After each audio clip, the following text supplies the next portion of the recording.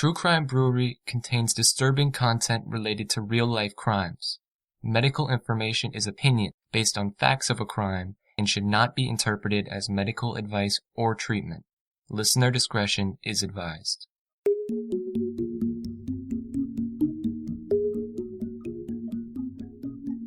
Welcome to True Crime Brewery. I'm Jill. And I'm Dick. This holiday season, give the gift of safety with Sabre, the #1 brand of pepper spray used by police and consumers worldwide. Sabre offers maximum strength pepper spray and gel, as well as some other great devices to keep everyone safe this season and throughout the year.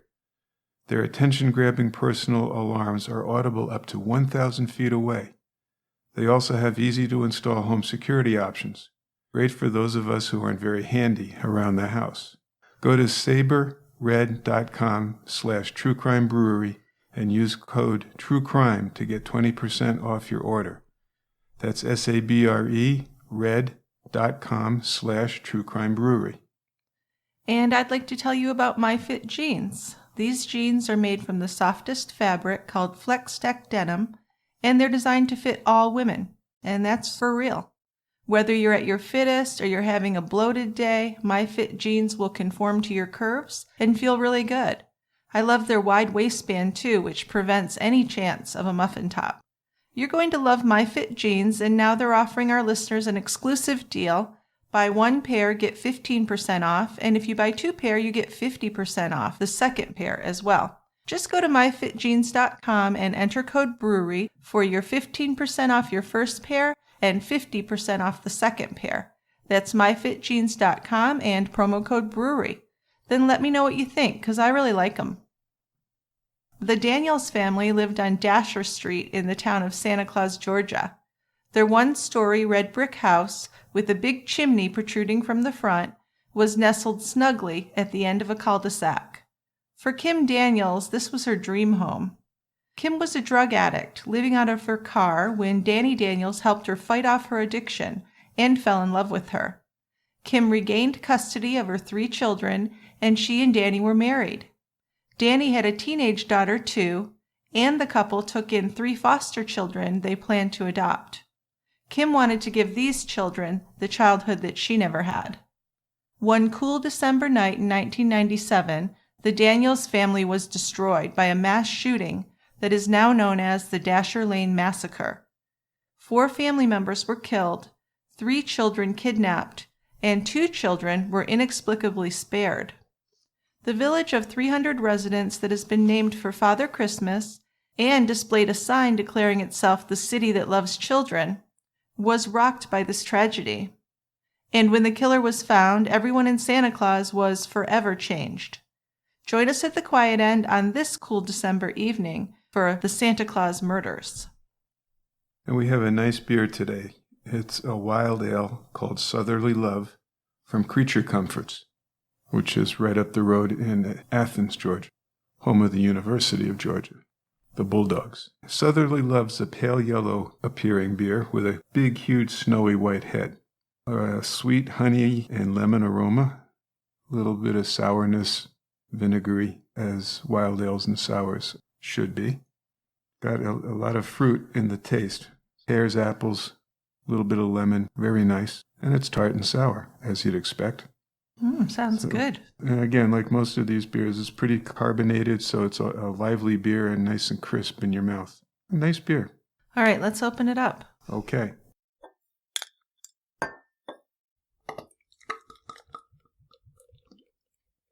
So here at the quiet end, it's not going to be quiet for long. They have the 9 o'clock karaoke tonight, which has a Christmas theme. So we're going to sing Christmas carols? Well, I don't know if we'll hang around for it. We'll see how we're doing. I'll definitely watch, though. I don't know if it's carols or if it's more like Mariah Carey type Christmas songs they're singing, but it should be fun. Sure. Yeah. Well, a lot of the karaoke people here, they're like experienced, good singers. It's not just drunk people at the microphone sounding terrible. Well, that's me. Well. Maybe not the drunk part, but the sounding terrible part. So I'll be an observer. Yeah. Well, you don't really sound terrible. You just always sound like you're kind of talking more than singing. Good compliment. Which is okay. All right. All right, why don't you go ahead and start our story today? I will. So Santa Claus, Georgia, was founded in 1941 by a local pecan farmer named C.G. Green and his wife. So like many people down there at that time, he was a pecan farmer, and he wanted something to make his pecan store stand out from the other ones. A lot of competition there. So Mr. Green decided that since everyone loved Christmas, he would use that as his hook to get people to stop at his store on U.S. Highway 1. Maybe strangely, maybe not, the idea turned out to be a good idea. So that was the start of Santa Claus, Georgia. Streets in the little town were renamed to reflect the new name of the town. So we had Candy Cane, Dasher, Rudolph, things like that. These people went all out. Well, they did. They even began keeping their Christmas decorations up all year long, which is a little strange, but they were into it. They did, and it was very important to have your Christmas cards postmarked Santa Claus, Georgia. So post office would get inundated in Christmas time of the year, so they could stamp the cards with So that people would postmark. actually drive there. People would drive there, or they would ship their cards to the post office and say, please stamp these, I didn't know you could do that. or postmark them. Okay. So Santa Claus is located in Toombs County. That's Toombs, not Tombs, although Okay. it's pronounced the same. Sure. And there's all sorts of little stories about tombs, which we'll talk about a little. So it's in kind of the low country of Georgia. It's about 75 miles west of Savannah, called the Coastal Empire.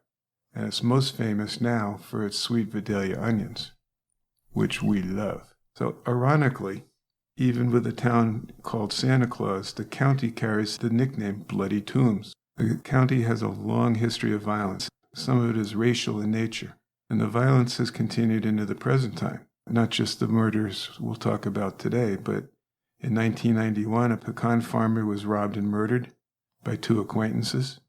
1995, a young couple who became obsessed with the film Natural Born Killers killed an elderly gentleman and stole his truck.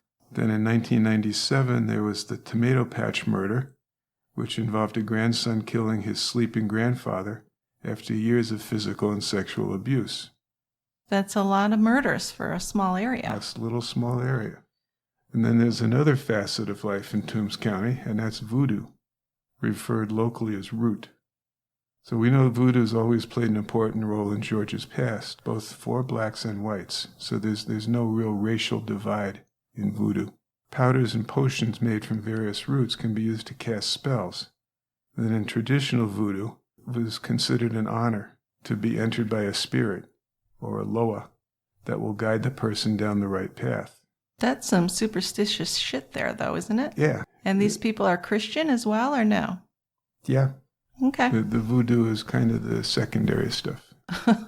All right, sure. But yeah, I mean, I thought it was interesting. It's an interesting makeup of the place. Yeah, nice little background. I didn't know that stuff. So Kim and Danny Daniels lived on Dasher Lane in Santa Claus.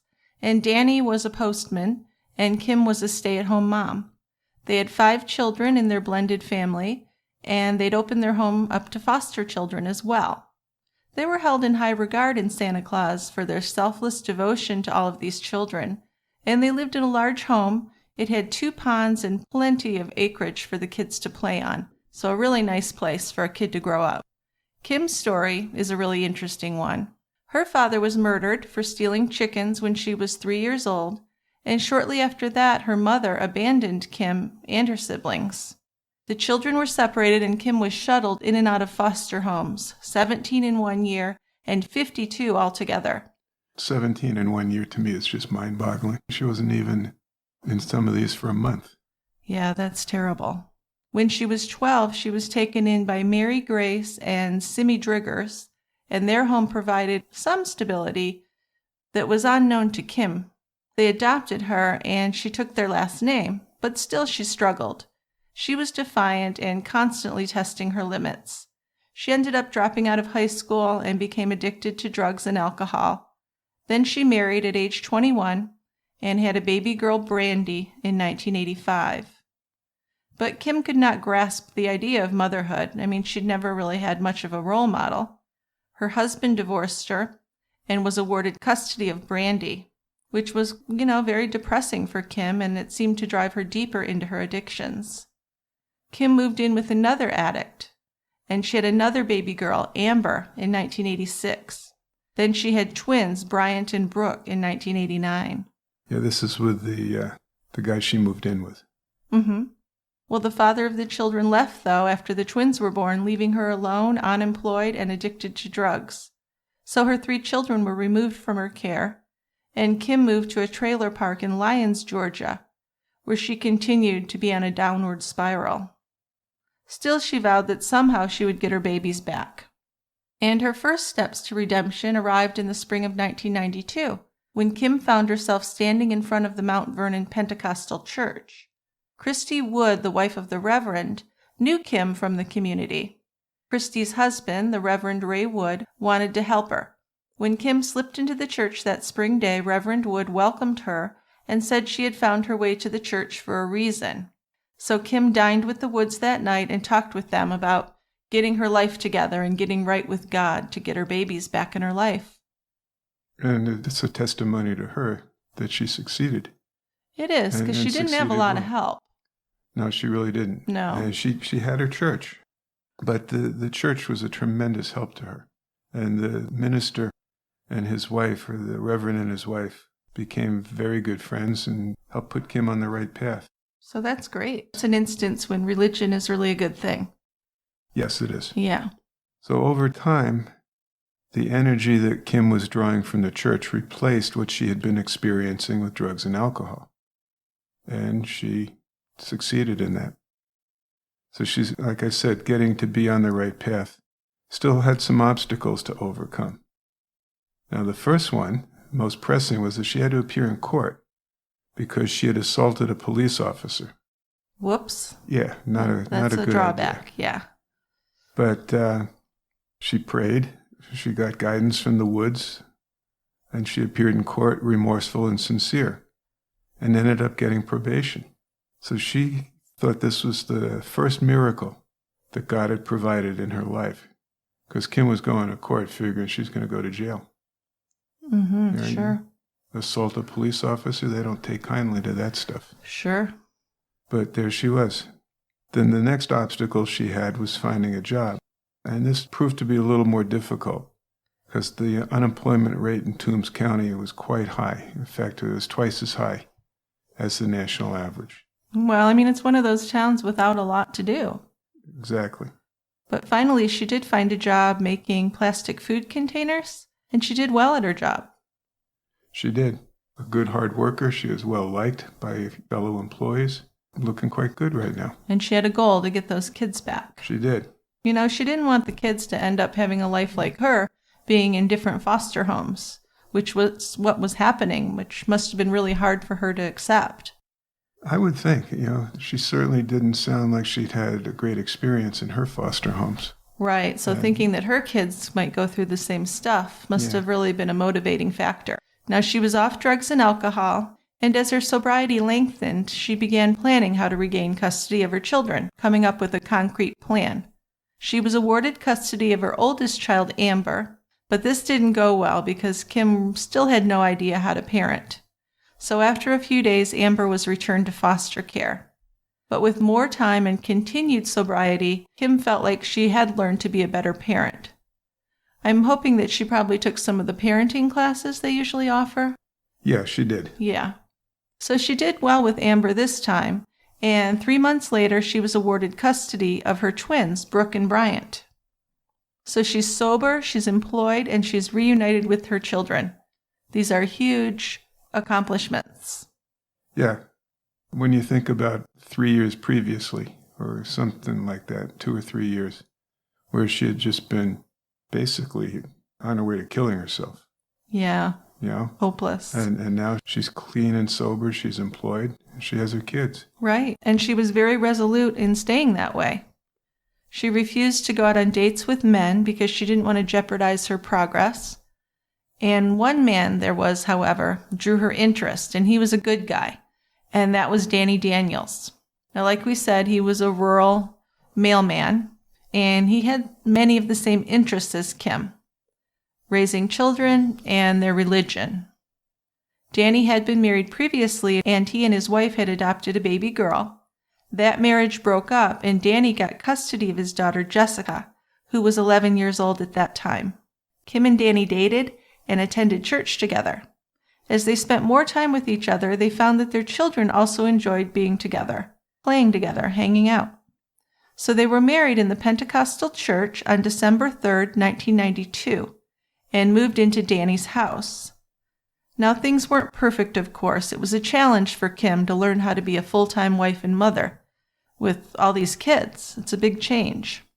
But she succeeded at it quite well. Danny ended up adopting Amber, Brooke, and Bryant, and at least Amber would say that she was thrilled to have this stable male figure in her life. Danny's daughter Jessica was a great big sister to them, and Kim's oldest, Brandy, who lived with her father, visited quite often and was welcome in the home. So Danny was a good guy who treated her kids the same way he would treat his own kids. Yeah, it was almost like a perfect storm, right? These two were really meant for each other. These two fit so well together.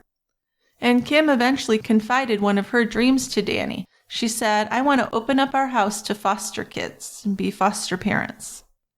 You know, this was something near and dear to her. Kim and Danny took the 10-week course to become foster parents, and they opened their home to the children. The news about how good the Daniels family were as foster parents was really making its way around Toombs County, and they were in high demand. One day, a social worker asked Kim if she could take in a 10-year-old little girl named Joanna Mosley. Joanna needed a lot of attention, more than the other foster kids. And the Daniels were really up to the task. They had put their all into this. So with time, Joanna thrived in the care of the Daniels. She did miss her mother, of course, and her half-brother, Jerry Scott Heidler.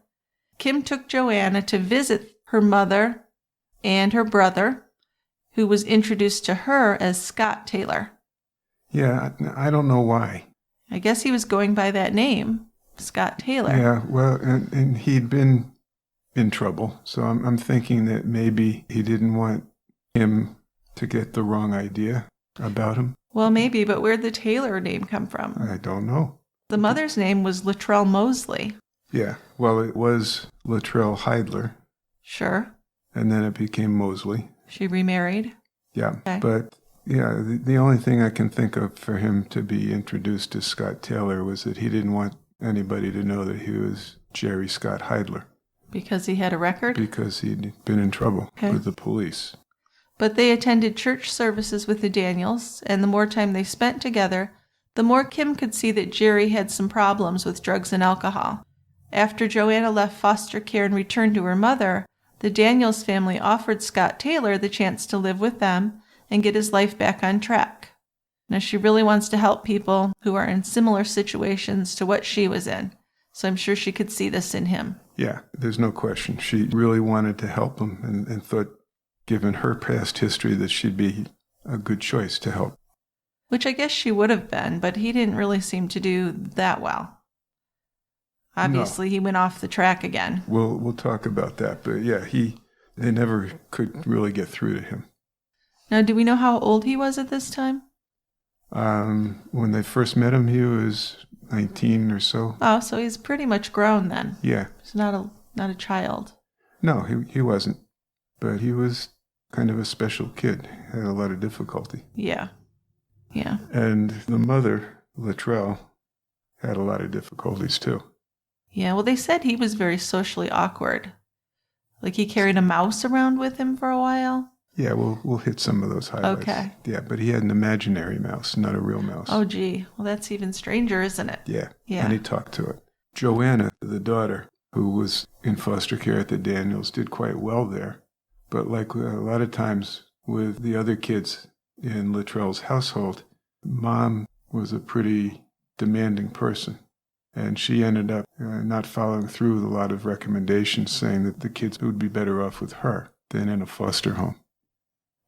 So Joanna could have stayed longer with the Daniels. Sure. But she was kind of summoned back home. Oh, okay. All right, well, here is probably as good a time as any to take a little break for our sponsors. Sure. Today's episode is sponsored by Mira Books and Hunting Annabelle by Wendy Hurd. Sean Suh is done killing. After serving 3 years in a psychiatric prison, he's determined to stay away from temptation. But he can't resist Annabelle. Beautiful, confident, incandescent Annabelle, who alone can see past the monster to the man inside, the man he's desperately trying to be. But then Annabelle disappears. Sean is sure she's been kidnapped. He actually witnesses her being taken firsthand. But the police are convinced that Sean himself is at the center of the crime. And Sean must admit, his illness has caused him to lose time before. So what if there's more to what happened than he's able to remember? Though haunted by the fear that it might be better for Annabelle if he never finds her, Sean just can't bring himself to let go of her without a fight. To save her, he'll have to do more than confront his own demons. He'll have to set them loose. This is a chilling, deeply suspenseful page-turner that's set in the 1980s. Hunting Annabelle by Wendy Hurd is available now wherever books are sold. Give in to temptation today. That sounds like an interesting book. Doesn't it? Sounds like fun. It does. I'll have to look into that. This podcast is also brought to you by ADT. And we've talked about their home security systems. They're good people. It's great stuff. ADT can design and install a smart home just for you, backed by 24/7 protection. There are a vast number of things you can do with your secure smart home, like turn-down service. This is an ADT automation that arms your system, locks your doors, and turns down your lights and thermostat. Quite nice. Or worry-free getaway service. This lets you arm your system, lock up, and set lighting schedules before you leave on vacation. Now, Jill and I went up to Albuquerque last weekend just to hang out there and see what was going on. Had fun. Had a good time, but we used this getaway service, and it was fantastic. We really appreciated it. Well, it's really nice to be able to go away and have a good time without worrying about what's going on back home. Exactly. And all these are controlled from the ADT app or at the sound of your voice, and backed by 24/7 protection. Best of all, at least in my view, you don't have to worry about installing and configuring your system. ADT will do it for you. Those nice boys came over and did that, didn't they? They did, fortunately. Otherwise, we'd still be playing with it, yeah. Non-functioning alarm system. So just visit adt.com/smart to learn more about how ADT can design and install a secure smart home just for you. Great. So this Jerry Scott Heidler spent much of his childhood in Alma, Georgia. Alma's like half an hour or so from Santa Claus. They're all in the same locale, basically. And all rural? Yes. Well, when he was 4 years old, he was discovered to have a congenital heart disease, and he needed surgery to repair his mitral valve. The surgery was a success, but it was often used as an excuse for Jerry in later years. Now, how would that work? Would there be some leftover problems after that? I thought people were pretty normal after that. They are, generally. Okay. So the surgery was an excuse, not a reason. I can't do this because I've had heart surgery. Help lower expectations of Jerry. Did his mother teach him that? Yeah. Well, that's not good. They both taught it. So his mother, Luttrell, I'm not super impressed with her from what I've heard so far. You'll be less impressed as you go through this. Okay. So Luttrell came from a large family that was often in trouble with the police, and she actually got married when she was only 15, and that marriage lasted only a few months. So her and her husband at that point had one child, Ralph Elrod Jr., who was raised by his father when they got a divorce. Then when she was 18, Luttrell married Jerry's father, George Heidler, and they had 4 kids, George Jr., Steve, Lisa, and Jerry. Yeah, Jerry was the youngest. Okay, so when Jerry was 8, his father left the family. So Luttrell was left with 4 kids. And I don't think she was really earning any money. She didn't have a career to help her support these kids. No, she had nothing. And she became involved with another man named Lawton Mosley, and they got married in 1986. But Lawton, he was kind of just a piece of shit type of guy, right? He was just an absolutely miserable human being. Mean, abusive drunk? Both mentally and physically. Well, it wasn't long before the household was in deep distress. Steve was in the county jail for threatening to beat Lawton with a table leg, and George Jr. was hospitalized for alcoholism at age 16. The family became involved with the Department of Family and Children's Services, and when Steve was released from jail, he began to show some really frightening behavior. He threw knives at other family members, and at night he would yell and scream. Every morning he beat up Lisa and Jerry.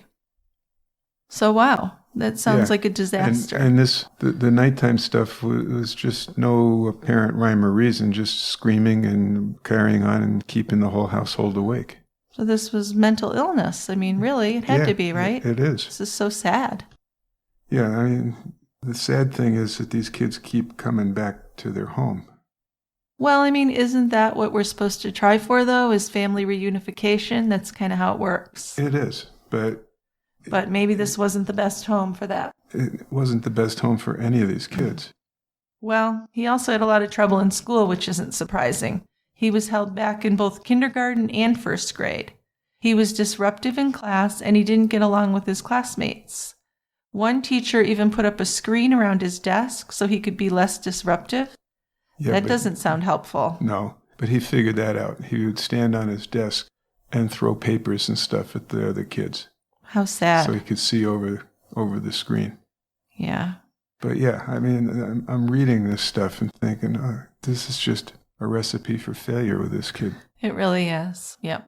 Well, he underwent psychological testing, which showed he had learning difficulties and, of course, attention issues.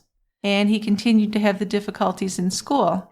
In 1986, his little sister Joanna Mosley was born.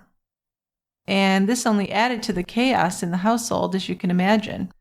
They moved all the time because they couldn't pay their rent. There was never enough food in the house. And the parents were either drinking or fighting, getting drunk, abusive relationship. It was just disaster. It's like Shameless, but not funny.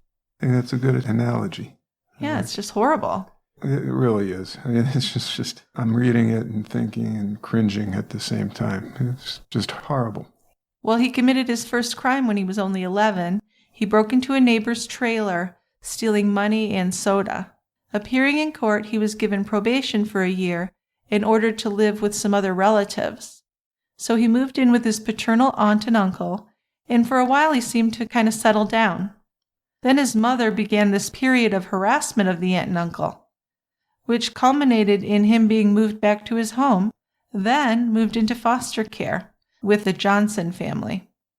Yeah, so here he's bouncing back and forth, and he's like 11 years old. Right. I just can't imagine. Can you imagine being a kid and not having a home with a parent? No. Really got to be really hard. But it was recommended at that point that a more permanent arrangement might be beneficial for him, so they did a test stay that was started at the home of Sylvia Boatwright, who was a pretty caring foster mom. And she was kind of like one of the all-star foster parents in the area. So single? She was single. She had a daughter who helped. The daughter was a pharmacist or a pharmacy tech or something like that. But mom and daughter Boatwright were like the creme de la creme in the area for fostering kids.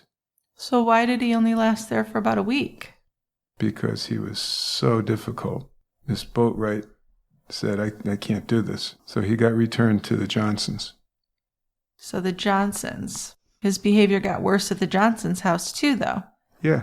And there he complained that the other foster kids were picking on him, which could have been true, right? He was kind of an odd kid. He was a very odd kid. Very non-communicative. If you talked to him, he'd never make eye contact. He'd look at the floor, look anywhere except right at you, and wouldn't answer. I mean, if you talked to him, you weren't sure he heard what you were saying. He'd mumble, or he'd say, yeah, and that was it. Okay. So he had no communication skills whatsoever. Wow. So yeah, I could see where maybe he would be picked on, because he certainly was a weird little kid. Yeah. Well, he also demonstrated some voodoo rituals while he was there, which he said that he learned from his mom, his biological mom. So finally, the Johnsons had enough of him, and they returned Jerry to DFCS. So they were unable to find placement for him and returned him to his mother and stepfather. Is that smart? They had no place else. Well, geez, aren't there I know there aren't really orphanages, but there are places where kids can stay. Yeah, probably. But just think about this. Here's this 11-year-old kid who is arrested for thieving, and he goes to a foster home. They can't take care of him, so he goes to another foster home. The recommendation is to be in a more permanent home, so he goes to a third foster home as a trial, fails the trial, goes back to the second foster home, and gets kicked out of there and goes back to his mother. Well, he has no consistent person that believes in him. This is 5 different places in a short amount of time. Well, how can he have any love for himself when there's not a consistent person loving him as a child? I mean, that's a basic thing that we all need. We sure do. And he wasn't getting it. No, not at all. Well, that didn't last long. I don't know what happened back with his mother and stepfather, but I bet it was a nightmare. So he found himself back with DFCS again, and Mrs. Boatwright gave in and took him back in to try again, but he was a big challenge. And this is when he adopted the imaginary pet mouse, right? And he was talking to it. He would talk to it. And this is when I think the Green Mile had come out. Mr. Jingles. Right. Or had come out. And yeah, that's maybe where he got the pet mouse idea. Well, that's not the worst thing in the world, right? No. You have an imaginary friend. Kids do that. Maybe he's a little old for it, but he's got to be stunted by all he's been through. Well, absolutely. Emotionally, he was many years younger. Of course. Than his actual age. Well, he did poorly in this new special school they put him in and was transferred to another school. There's just no consistency. And in his psychological evaluation, his doctor wrote, he has not learned to express emotion adaptively and appears to be harboring emotions within himself which may be discharged in self-threatening, unmodulated ways, including threatening aggressive behavioral displays. There are indications as well that he may experience conflict in development of his identity. So his prognosis was guarded. I kind of feel like we're just creating a bit of a monster. Well, again, here we have this last sentence, prognosis is guarded. This is an 11-year-old kid.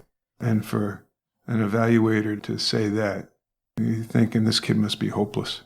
Jeez. Imagine having that job to deal with these kids all the time. How depressing. Special people. Yeah, for sure. Well, Jerry was started on Ritalin, which was pretty normal at the time, but there wasn't much benefit from that. And his mother, Luttrell, began to harass the Boatwright family and threaten them with voodoo spells. So Jerry spoke with his therapist about how confused talking about voodoo made him. And Luttrell eventually hired an attorney after a court hearing, and Jerry was sent back to live with his mother. Now here's a mystery to me. I'm going a little off track here, but a lot of these moms that lose custody of their kids because they're horrible moms want to get them back, but they don't want to do right by them. It's like a pride thing almost. Yeah. What do you think? No, I think that's a good way to put it, that you don't feel like you're a mother unless you have your kids with you. But then you're not even trying to be a good mother at all. Well, I think that might be secondary to them, just to be able to say, I have custody of my kids. That's better than if you don't have custody of your kids. And the horrible cynic deep within me says, well, maybe there were some benefits involved with having a kid in the house, too. She probably got some money from the government. Yeah, she would get Social Security payments. Because he was disabled? Yeah. So that could be part of her motivation right there. I hate to say it, but no, it could. Shitty people think that way. You got to have some money to be able to buy the booze and the drugs. So I guess that's why she was trying to get him back. Pride and maybe the benefits is all I can think of. Yeah, now even when he's back here, and again, this is still at age 11 or so. Yeah. His behavior was continuing to deteriorate. So, and this is where we started seeing those huge warning signs about severe psychopathology. He picked at his arms and legs, making sores. He set fires. That's one of those big red flags. That's in the serial killer checklist. He began to torture cats and small animals. That's really bad too, yep. And one cat, one of his cats, or the family cats, he buried alive, and it died. Then he dug it up, cut its head off, and put the head on a stick. Well, gee, this is just like Edmund Kemper did things like that. Yeah. Wow. Well, just before his 12th birthday, after being home for a few months, Jerry tried to kill himself by a hanging. Luttrell saw him dangling from a tree branch and cut him down. Then 2 days later, he tried to kill his sister Joanna. He was hospitalized in Savannah for 2 months. And his behavior improved. Then he went home on a weekend pass. And Luttrell decided that he was well, and she wouldn't bring him back to the hospital, which the hospital was doing him some good. It was. So he basically was signed out against medical advice. Stupid. Because they expected him back. Right. Well, by the time school started in the fall, Jerry had reverted back to the same old disturbing behavior that got him admitted in the first place. And he started to speak about killing himself as well as his family. He wanted to kill animals. And he spoke profanely. He had visual and auditory hallucinations, and he spoke about voodoo again, which I feel like his mother's getting that into his head. He was extremely hyperactive and restless, unable to sit still. And then he missed many appointments with his therapist because his mom just didn't get him there. Now, I don't know what her challenges were. She probably didn't have a car or something, but still, this is really important. She did have a car. Well, then what's the problem? But either she didn't have money for gas, this is her story, or she wasn't well and was physically unable to drive him to his appointments. There was always an excuse. Well, I would think that would be part of her keeping him at home would be that he has to make his appointments. Well, you're right. Starts missing his appointments, he should go back. I would make that a requirement. Yeah. But it wasn't. Well, he got into an argument with his brother George Jr. and tried to kill him with a rifle. Yeah, he actually shot at him. Fortunately, he missed. Well, the warning signs here are pretty heavy duty. But things aren't happening. Yeah. Then his trips on the school bus were very disastrous. So DFCS took the family back to court, and the judge ruled that he was a deprived child, but inexplicably decided that he should remain with his mother, subject to certain conditions and limitations. But of course, Luttrell was unable to meet these conditions.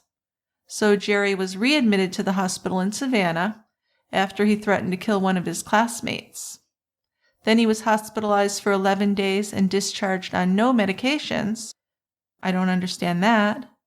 And given a referral to a community mental health program. So by the time this kid's 16, he's dropped out of school and he's spending his days drinking and smoking. He hung out with his older brothers. Both of them also had lengthy criminal records. Yeah, this is just kind of a horrible thing to read about. Sure is. You think, geez, they should be able to find some way to help this kid, but they just don't or can't. Yeah, I don't know. It is a tragedy. Yeah, I just can't. He's in court. He's ruled to be a deprived child, and then he's returned to his mother. And yes, there's conditions and limitations, but she didn't meet those. And as soon as that happens, you take him out of the house. But I don't know. Well, how many chances are they going to give her when she's not really showing that she's changed at all? Oh, she can't or won't. So she's continued to be watched by DFCS, remember, because she has other kids. And this time, she was being monitored for her neglect of Joanna. And Joanna was removed from her home and placed in foster care with Kim and Danny Daniels. So that's where they come into this picture. And Joanna did really well in foster care. And she wanted the Daniels to meet Luttrell and Jerry. Which they did. Well, just looking back, when we were discussing this case earlier, this is where Kim invited Jerry to come stay with them so they could try to help him get clean and sober. And he seemed to be, in his times that he was visiting, he seemed to be okay. He would play with the other kids. He'd draw pictures with them. He'd read to them, like 5-year-old books, but he would read, playing in the pond, swimming. He seemed to be an okay kid. Well, Joanna was really thriving in the Daniels house. She was there for about 12 weeks in 1995, and it was so much different from the home life she was used to. Even when she was returned to her mom, she had these really fond memories of the Daniels family. They treated me just like their own, she would say. But Jerry, he never really fit in anywhere, and his brief stay with the Daniels was no exception to this. He rarely spoke with anyone, preferring to stay outside and smoke. Now, he did seem more animated when Jessica was around, and that's Danny's teenage daughter. And Danny was aware of Jerry's interest in his daughter, and was a little, hesitant about that, was keeping an eye on him. But a big, huge eye. Yeah. But he didn't raise the issue with Jerry right away. No, he didn't. They were giving this guy a chance. He wanted to give Jerry every chance he could, but he was going to keep a close eye on him. Because Jerry, for his part, seemed to be taking more of an abnormal interest in Jessica. Sure. So, yeah. Well, you have to look out for your kids. I'm her father. I'm thinking, keeping an eye on you, kid. Well, Luttrell was increasingly asking both the Pentecostal church and the Daniels family for assistance. And it was noted that she didn't always seem very appreciative. The Daniels, in fact, began to avoid her. Yeah, she would ask for money, for food, gas money, things like that, and wasn't always real appreciative. And she hit up the Daniels a lot of times. Now, these people don't have much money themselves. He's a mail carrier. She's a stay-at-home mom. Right, and then all they have is, what they get for the foster kids, barely enough to take care of them. I think I read that it was $11.50 per child per day. Not a ton of money. No. So, they're on a tight budget anyway, and here's Joanna's mom hitting them up for more. So they just felt more and more uncomfortable around Luttrell and tried to avoid her as much as they could. Sure. At some point, Jerry met a woman named Maria Spivey, and they began dating.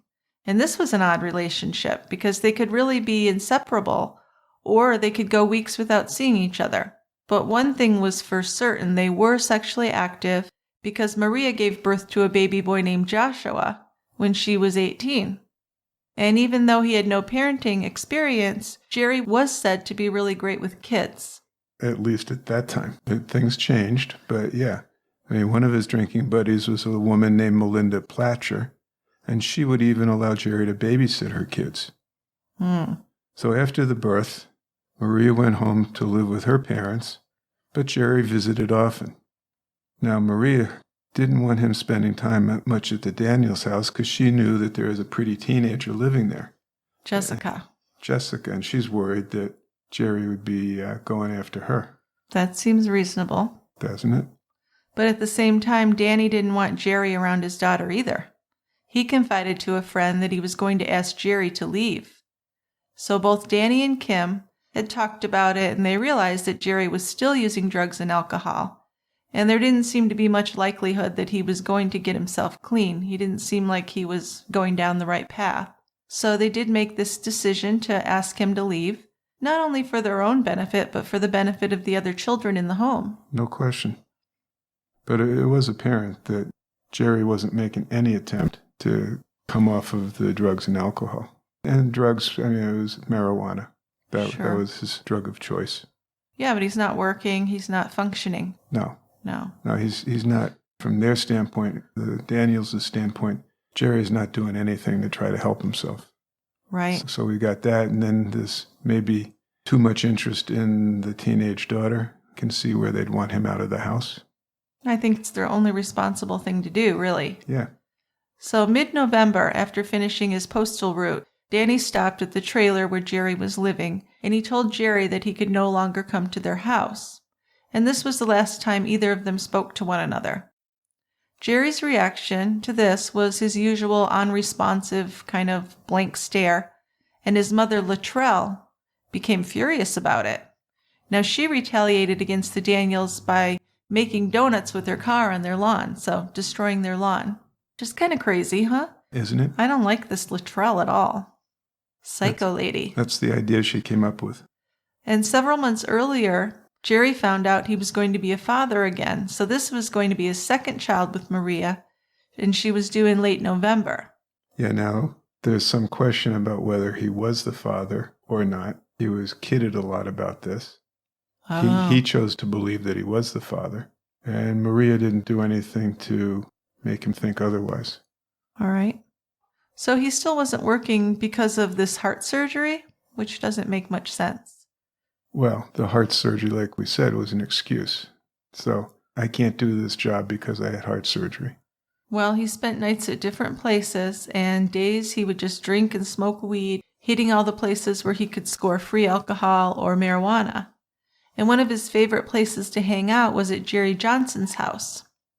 Jerry was almost 60 years old. He was a paraplegic from a car accident. Yeah, so he was wheelchair bound. Mm-hmm. And he had this house that was always open to people who wanted to drink and play pool. So Jerry was a frequent guest there, and as was his pattern, he took notice of everything there. He knew where Johnson parked his van. He knew where the keys were. He knew how Johnson locked up the house at night. So he's got some criminal ideas. Yeah, Johnson had this elaborate method for getting his house ready for the night. So when he was tired, and this didn't matter if people were still there playing pool or what, the pool table was kind of out on a porch. Okay. So when Mr. Johnson was ready for bed, he would lock up the place. Even with people outside playing pool and stuff, he'd go in, he'd lock up, and he had an electric wheelchair. So all his doors were locked except one. He had a cord running into that doorway, so the door didn't close all the way. So he put his 100-something-pound wheelchair in that doorway. Uh-huh. So that was the lock on that door, was the wheelchair. That doesn't seem foolproof. It's not. No. But that's what he would do. And so you could be sitting around shooting pool and stuff, and all of a sudden, That's it. Mr. Johnson says, "Good night, boys," and he'd go in. I mean, you could still play pool and stuff. You just couldn't get into his house. I could see that. So in October 1997, Jerry borrowed a car, and he was arrested for DUI because he was drunk. He was sentenced to 40 hours of community service and fined $1,400. Yeah, now $1,400 is a sum of money he's never going to be able to come up with. It's beyond him, yeah. But I think this is also before there was a real crackdown on DUI, and that was kind of a mild punishment compared to what happens nowadays. Yeah, it wouldn't be community service. No. Now, 1 month later, he was arrested again, this time for stealing a Jeep as well as a four-wheeler. His old caseworker, aware of his recent difficulties, asked Luttrell if she wanted to help get Jerry into treatment, and she said she would talk to Jerry. Yeah, there's no evidence she ever did, but she said she'd look into it. Well, in November 29th, 1997, Jerry went to visit his pregnant girlfriend, Maria, and she was due any time. And on the day that he visited, she felt very ill. So Jerry said she needed to be in the hospital. Yeah, this is one instance where Jerry took charge. Okay. I don't know how, because he just kind of floated through life doing nothing. But then he sees his pregnant girlfriend is about ready to pop a baby out. She's due. He says, "We got to go to the hospital." Good for him. Yeah, she was sick. She was. So they drove to Bacon County Hospital, and Maria was admitted. There were complications with the pregnancy, and the baby had a very irregular heartbeat. So does Jerry's condition, could that be inherited? Well, I couldn't find exactly what he had. I'm thinking that since it involved the mitral valve, that he had mitral valve prolapse. And that can be a heritable condition. We don't know for sure. I'm just kind of guessing. All right. Well, that night, Jerry was alone with Maria, and he wrote her a poem titled "In the Arms of God." Shortly after he'd written the poem, the baby's heart monitor stopped beeping. So Maria was taken into another room where she delivered a baby boy, and this baby only lived for an hour. So we're not sure exactly why? No, we're not. It was declared a stillbirth, and cause of death was cardiac arrest. So I wonder if she had some kind of infection, because that would do it, right? It sure would. Well, the funeral for that baby was held December 2nd, 1997. And Jerry was uncharacteristically emotional at this service, sobbing uncontrollably. He spent the next day with Maria and her family, playing with her siblings, smoking, and just picking at his food. Later in the day, he asked Maria to drive him to his mother's, and she later said that he seemed even more depressed than he usually was. At his mother's, he was asked a lot of questions about the dead baby, and he became really angry. So he started drinking. And in the evening, he decided to go over to Jerry Johnson's, where he continued drinking. And they said he was very verbal there. Yeah, he kept talking about the dead baby. So this is an issue for him. He's having trouble with this. Mm-hmm. Now, after Johnson had gone to bed and done his ritual, Jerry and another guy played pool for a little while longer. Now, when the game was over and the other man had left, Jerry took Johnson's keys and he drove his van in the direction of Santa Claus. Now, this was past midnight. Yeah, so he He went to the door with the wheelchair, and he was able to get it cracked open just a little bit. And Jerry was this little, well, he was tall, but he was a skinny guy, so he was able to wiggle himself into the house, steal Jerry Johnson's keys, and take off in his van. So this is a disaster. He drove the van to the Daniels driveway, shut it off, and stood next to it, finished his beer, threw the can on the ground, smoked a cigarette, tossed the butt on the ground. So we got DNA evidence. Yeah, right. That he was there. He found a stepladder, moved it to a bathroom window, and wriggled his way through that window. And once he was inside, he was in no hurry. He cracked the back door and smoked a couple more cigarettes. The second one he smashed out on the carpet in the house. He walked back to the bedroom, stopping at the gun cabinet, and took out an 1100 Remington shotgun. After he loaded the gun, he stepped into the bedroom, and he shot Danny in the chest. Then he shot Kim. Now, he apparently didn't kill Danny with the first shot, so he shot him again. Then Jerry walked down the hallway into the boys' bedroom. He shot little Bryant, one of the twins, point blank in the head. Then Corey, hiding in the closet, didn't get hurt. He avoided getting shot. So from the bedroom, he walked back to the bathroom, and there he was confronted by Jessica, the teenager. She ran from the bathroom toward her parents' bedroom, but Jerry followed and shot her in the back of the head. And then he shot Danny again. So pretty cold. Massacre. Yeah. Yeah. So he walked through the house, and he's going through the rooms. He's switching on all the lights as he's going through the rooms. And he collected Amanda, Amber, and Brooke. So Amber and Brooke are the Daniels kids. Amanda's one of their foster kids. He herded the girls into the van. He was telling them that he was saving them from an intruder. Now, the oldest one's only like 11 years old, so they're scared out of their minds anyway. And they knew Jerry as Scott. Right. And they trusted him, so they got into his van. Now, he left behind Corey, who was 4, and a little baby Gabriel, and the 4 dead bodies. Now, these little girls were dressed in only their nightgowns, and of course they were frightened. They had no idea what was going on. Jerry soon dropped this ruse and told the girls that he was kidnapping them, and this was very confusing. The man they knew as Scott Taylor had been a friend who enjoyed playing with them. Crossing the Altamaha River, Jerry tossed the shotgun in the water, and it never got recovered. He stopped the van once and got out, and the girls took this opportunity to try to escape. But he caught them. Yeah. Well, in the Shattered episode on this case, on ID, he had caught one girl and then told the other girls if they don't come back, he's going to throw that one in the river. So then they listened to him. Yeah. Yeah. So he got them back in the van. He drove around. He parked on a quiet lane. He took one of the girls to the back of the van and raped her. I think that was Amber. That was Amber. Then he started on a second girl, but stopped for some unknown reason. And eventually he let them off and drove away. He said, I could kill you girls, but I'm going to leave you here. Well, in Amber's interview, she said that he said he'd be back. Right. Yeah. But they were lucky enough to find a house with lights on, a farmhouse, and the couple there let them in and called the police, so they were saved. They were. So the police learned from the girls that the man they knew as Scott Taylor was the one who had abducted them from the home in Santa Claus. So the police in the county they were in called the Toombs County Sheriff's Office.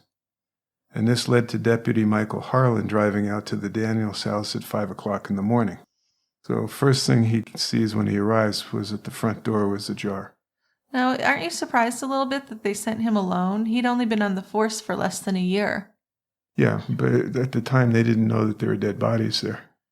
Well, sure, but people had been kidnapped, so they knew it was a pretty big crime. So this was a nightmare for him. I can't imagine. I would be so scared. Yeah, right? Going up there. Particularly, I get there and the door's ajar. Mm-hmm. So right away I'm thinking, something's not right here.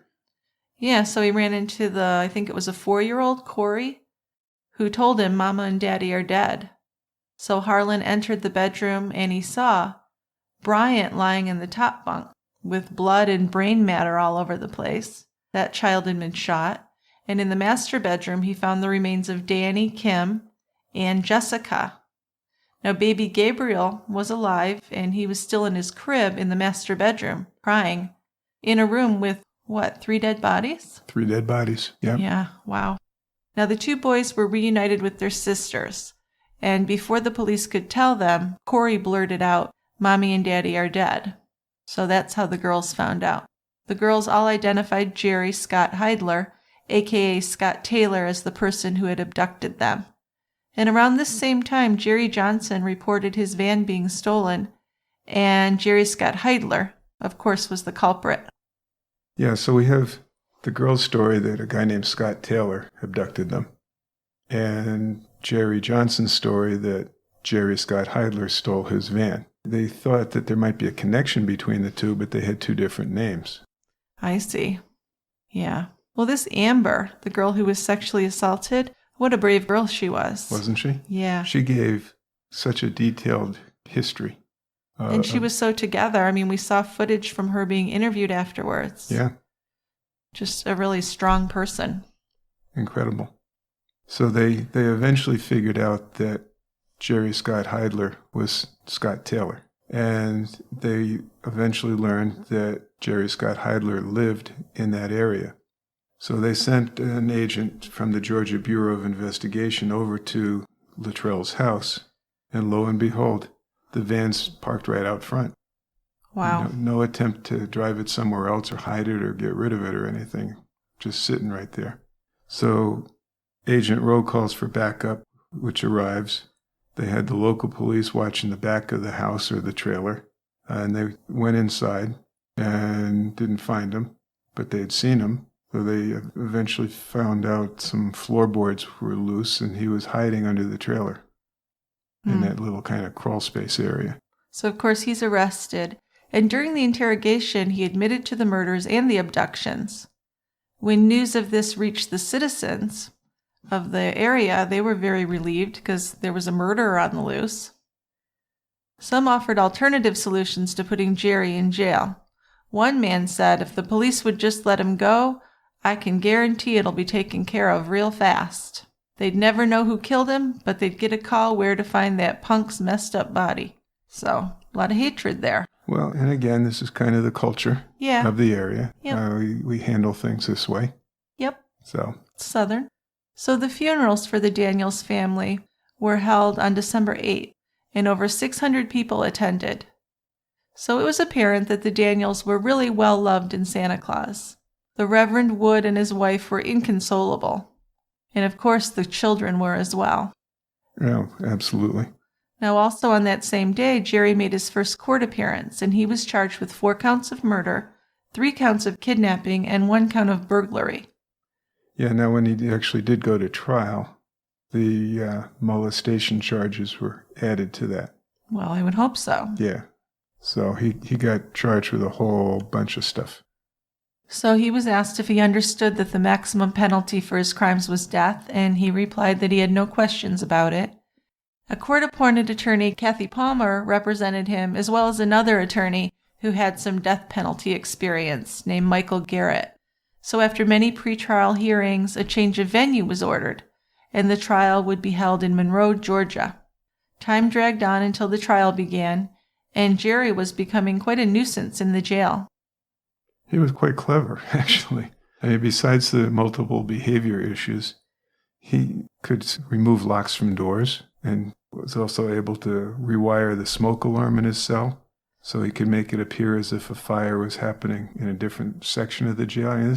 Wow, that is impressive. He's familiar with things. He also somehow found materials to tattoo himself. I don't think that's so impressive. No, I think that happens a lot. Yeah.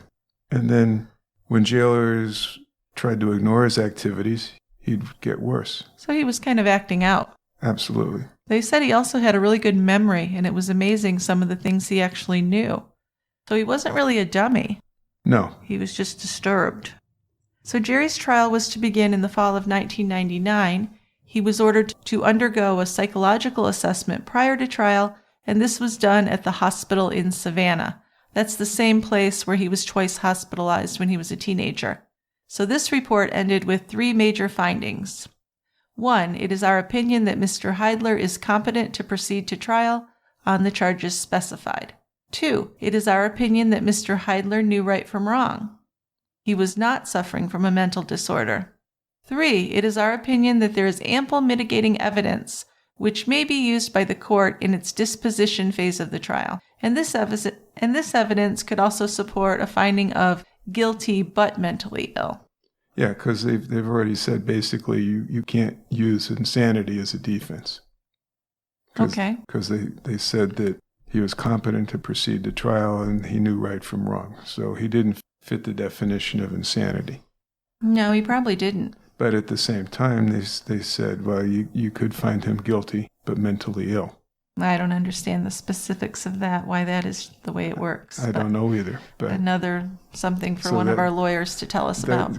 I think it would mitigate things a little bit. Sure. Well, I mean, also he was taking notes in the jailhouse routine and knew exactly when the bed checks happened. And he had hidden a small blade in his mattress, which we don't know where he got that. So each night he worked on sawing through the 2 bars on his window.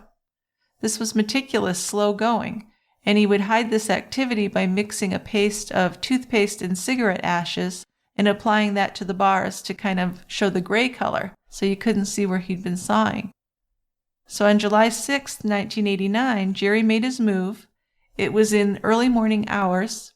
He pushed the cut bars aside, popped open the window, and wriggled through this 10 by 10 opening. Wow. Mm-hmm. Was he that skinny? Mm-hmm. He created an opening in the perimeter and he was free. His disappearance was noted when the guards made their 5 a.m. rounds and an APB was issued. Now the entire area was frightened, of course, that he had escaped. This is a mass murderer. And he knew where the abducted girls were staying. Or he might head to his mother's, or he could go after the attorneys. Nobody knows what's going on in this guy's head. But fortunately, he was recaptured just walking down the middle of Highway 15 near Vidalia. He was soaked with sweat, really tired, scratches and bleeding on his arms and legs. He had escaped only wearing his boxers and a t-shirt. So he really wasn't prepared. He was just eaten alive by bugs. It was a miserable situation. He basically gave himself back up. Yeah. And he apparently didn't have any idea what he was going to do when he escaped. I guess he was incapable of thinking beyond anything. So he figured out how to escape. Yeah, but it's hard to be on the lam. But then didn't have any idea what he was going to do after he escaped. Well, it just reminds me of Ted Bundy when he escaped and they found him. He was like suffering from malnutrition, looked like a mess. Yeah. So once back in jail, plans were made to transfer Jerry to the Walton County Jail where the trial was to be held. And that jail was more escape-proof. But he continued some bizarre behavior. He listed his name as Sandman and his address as 666-Hell. He listed his religion as Devil Child. His next of kin was Satan.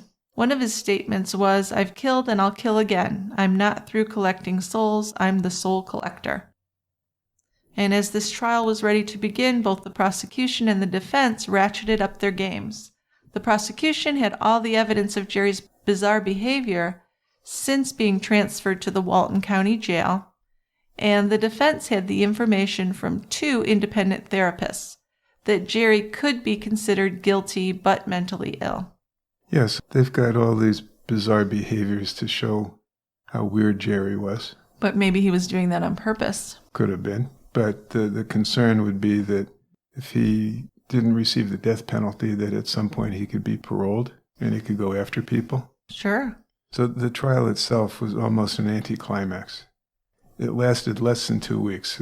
The jurors were chosen on like a Monday or Tuesday, and one of them asked how long they could expect to be sequestered for the trial. And the judge said by the end of next week. Oh, so they knew it would be quick. So they didn't think it was going to last too long. Okay. So less than 2 weeks of trial, of testimony. And then the amazing thing is the jury deliberated for a little over half an hour. I mean, boom. Yeah. They found Jerry guilty on all counts. So then the penalty phase began shortly after the guilty finding, and Jerry was sentenced to death by electrocution. So in October 2001, the Georgia Supreme Court declared that death by electrocution amounted to cruel and unusual punishment. So as of today, Jerry Scott Heidler remains on death row. And I guess he's been found too mentally unstable to execute. Is that what we read? Yeah, isn't that some kind of catch-22? Yeah. You know, he's been found guilty of this and sentenced to death, but at the same time, he's too mentally unstable to kill. Well, today's episode is sponsored by Mira Books and Hunting Annabelle by Wendy Hurd. Sean Suh is done with killing. After 3 years in a psychiatric prison, he's determined to stay away from temptation. But he can't resist Annabelle, who alone can see past the monster to the man inside. Then Annabelle disappears. This is a chilling, deeply suspenseful page-turner, and it's set in the 1980s. Hunting Annabelle by Wendy Hurd is available now wherever books are sold. Give in to temptation today and give it a read. I will. The music for True Crime Brewery was written and produced by Tristan Capel. Yes, thank you, Tristan. If you want more TCB, you can go to our website, tygrabber.com, and join Team Tygrabber for access to our members-only episodes. You can also go to Patreon, become a patron, and get the same benefits. In November, we covered the murders at White House Farm, and other members-only episodes include the case of Diane Downs, Robert Fisher, who killed his family and is still missing, and there are about 20 more episodes. Yeah, don't forget the OJ series. Oh yeah, that was fun. Now for our special Christmas edition on the members-only feed, we're going to be watching and podcasting about one of our favorite Christmas love stories, The Family Man. And this is starring Tia Leone and Nicolas Cage, the king of overacting. So we thought that would be a really fun little break from crime. So that's what we're doing, and that's coming up soon. Yeah, we'll be getting that out pretty quickly. Yep. So let's move forward with feedback. Remember, you can send feedback and case suggestions to us in an email to truecrimebrewery@tygrabber.com, or you can tell us in your own voice by leaving a voicemail on the Leave a Voicemail link on the right side of our website. If you submit a voicemail before the end of the year, and if we play it on an episode, even in 2019, we're going to send you an absolutely free True Crime Brewery t-shirt. Now, one last note, if you click on Shop the Brewery at tygrabber.com, you're going to see that we have a new link to a TeePublic store where you can get lots of items with TCB logos. There are various logos, and there's items, t-shirts, hoodies, laptop cases, stickers, just all kinds of swaggy stuff. A lot of stuff. Yeah. All right, so let's start with the voicemails. Okay, I got you 3. Okay. First one's from Beth, and she has a case suggestion. Okay, let's hear what Beth had to say. Hi guys, this is Beth from Florida. I just wanted to tell you how much I enjoy your show. It's great entertainment late at night. I just found it and I'm trying to get caught up on all the shows. Anyway, I just wanted to make a suggestion. In this area, Seminole Heights, we had a serial killer 2017 from October to November, and his name was Howard Donaldson III. He terrorized the neighborhood for that 6-week period and randomly killed 4 people. The neighborhood was terrified. They had extra police patrolling. People were staying inside at night, keeping their porch lights on. There was apparently no rhyme or reason to his selection of victims. They did get some video footage and were able to get that on the news, but it was really blurry, so you couldn't tell. What led to his arrest was the fact that he turned his gun into his manager, who worked at a McDonald's, and the manager called the police. He was arrested and has been charged with the deaths of these 4 people. My suggestion for a drink is not a beer. It is a really good spiced rum from a local brewery, St. Pete Distillery, which would be great for Christmas time. I hope you all have a good Christmas. Thank you.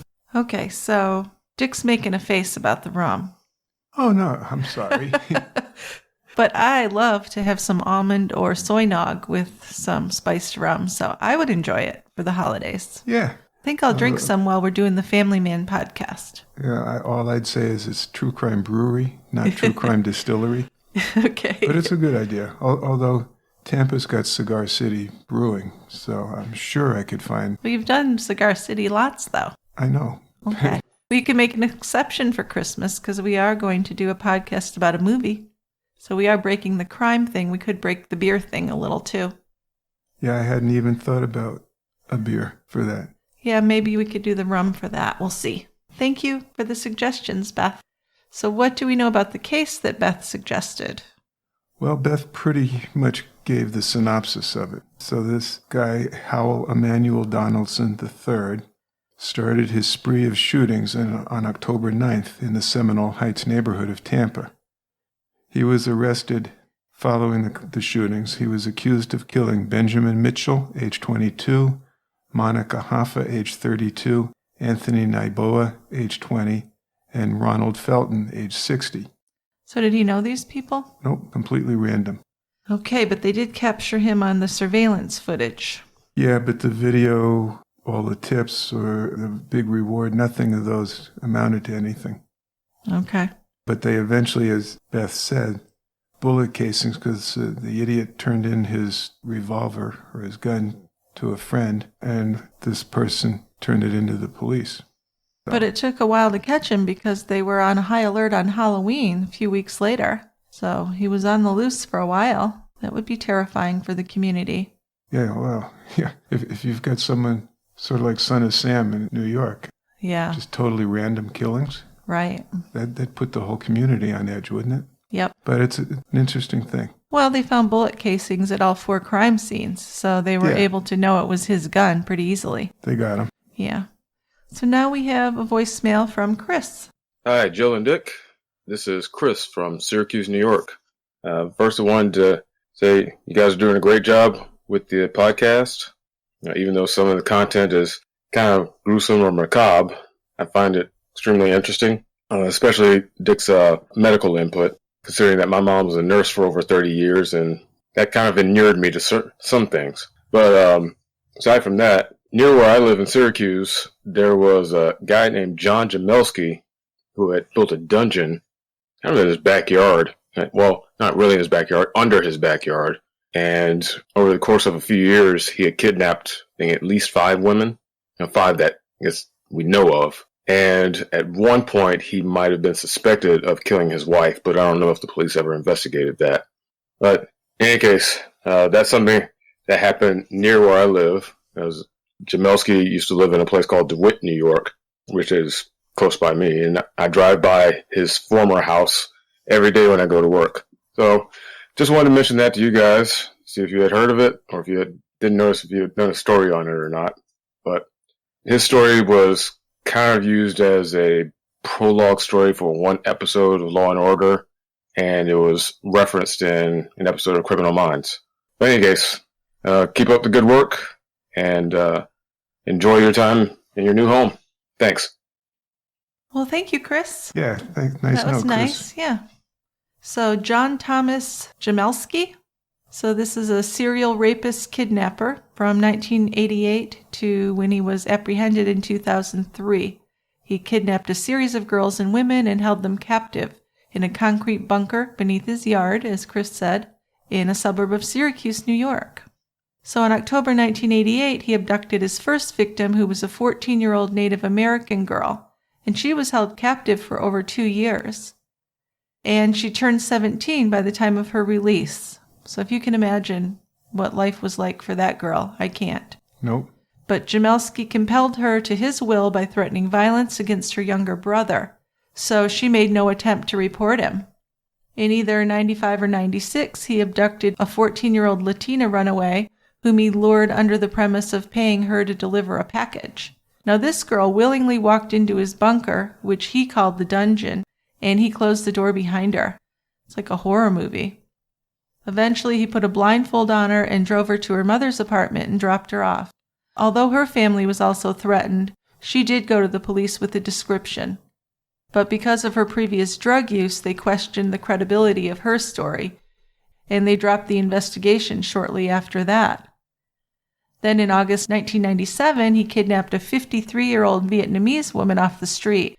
She was a foreign refugee who spoke very little English, and he forced her into his car and took her to an abandoned home where he raped her.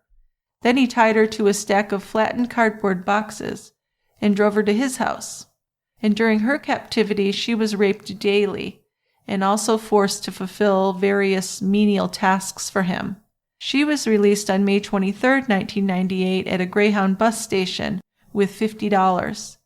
And she reported to the police that day, but nothing came of that. She claimed that the police didn't believe her, but Syracuse police spokesman Sergeant Thomas Connellan stated that they investigated all the leads and nothing panned out.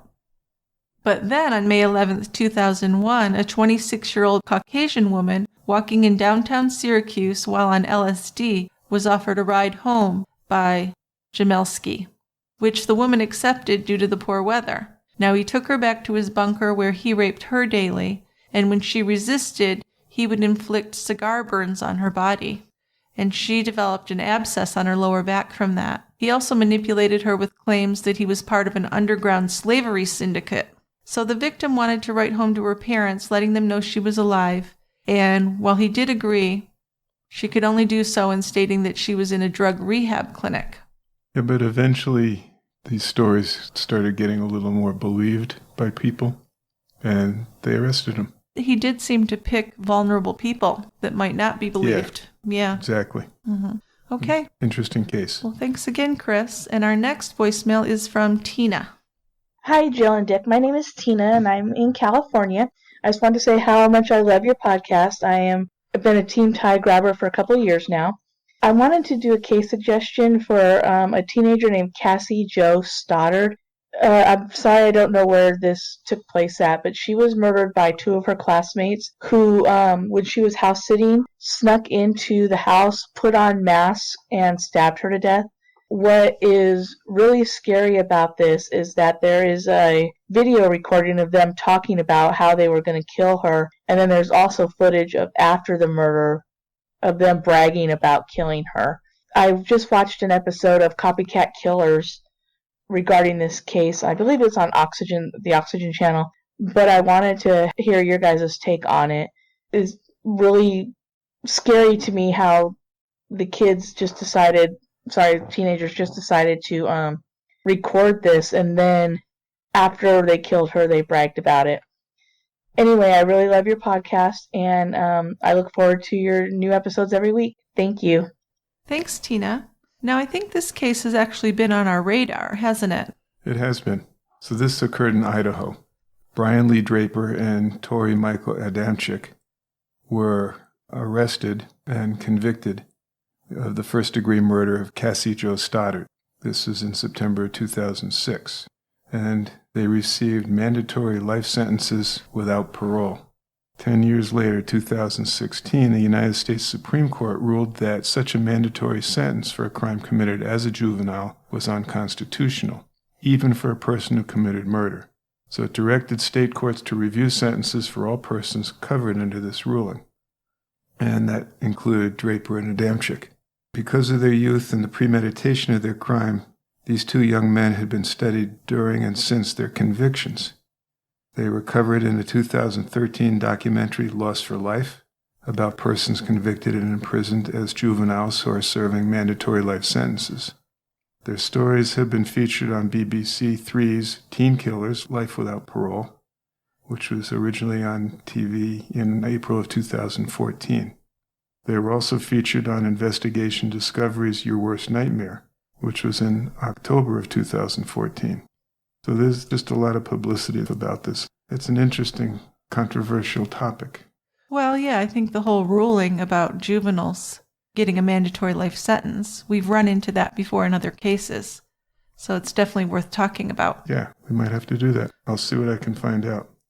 Okay, so we have a couple of emails to get to as well. Let's do that. Yeah, we have a couple case suggestions and a comment that I thought was very interesting. Okay, the first one's from Nikki. It's a case suggestion, and Nikki says, can you cover the Hurricane Katrina New Orleans murder-suicide of Addie Hall by Zach Bowen? After he killed and butchered her, he cooked her. Then he went to a hotel and jumped off the roof to his death. This case hasn't been widely covered, and I'd love to hear your take on it. Thanks so much. Yeah, I've never heard of that. Have you? Before this? I hadn't heard of this one at all. All right, so good find, Nikki. So, yeah, this is after Katrina, and the couple were one of the few people that didn't evacuate. So this was back in 2006. Can you believe it's been that long since Katrina? Yeah, can you? So, and after Katrina, they would offer rescuers and helpers, come on in, have a beer, take it easy. Who did? Addie and Zach. Oh, at their house? Yeah. Addie would like to flash her breasts at people walking by. Well, it is New Orleans, okay. So in October 2006, the police responded to the Omni Hotel in New Orleans because a man had jumped to his death from the roof. So the guy who did this was Zach Bowen, and in his pocket they found a note telling them where they could find the dismembered remains of his girlfriend, Addie Hall. So Zach had strangled her, dismembered the body, and cooked some of it in the oven, not to eat apparently, but just to make identification more difficult. Oh, that's heinous. Yeah, isn't it? Yeah. And the next email's from Cindy. It's another case suggestion. Cindy says, I worked in a hospital environment for 22 years as a medical transcriptionist, and I'm interested in the case of Dr. Michael Swango. I read the book Blind Eye by James Stewart. These patients who came under Swango's care came into the hospital for routine operations, and he poisoned them. Also, while in med school, he botched his cadaver and had some crazy way of taking tests, which one of the professors called swangoing. To show how weird this guy was, he kept scrapbooks for gory scenes, like motor vehicle accidents. He was also a habitual bald-faced liar on job applications, but you can read all of this for yourself. He may have murdered as many as 60 patients. And while working as an EMT, he tried to poison his coworkers. Fortunately, no one of them died. He poisoned someone's Coke at a Ohio Buckeye football game and poisoned donuts that he brought in one day. I'm anxious to hear your input on this case as well as the other cases that I have mentioned.